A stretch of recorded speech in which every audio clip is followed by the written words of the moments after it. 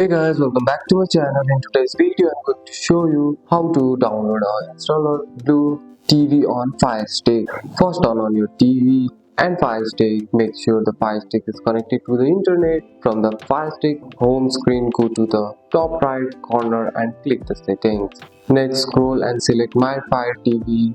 Now click developer option. If you don't see developer option, go to about, then click a Fire TV 7 times until it says you are a developer now. Go back and you will see a developer option. Inside developer option, turn on ADB debugging to on.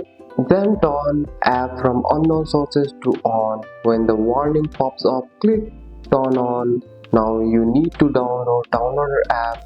Go back to the home screen, click the search icon and type downloader, download and open the downloader app. When you open, allow all permission. Inside the downloader, click the URL box, carefully type Blue TV download link provided to you.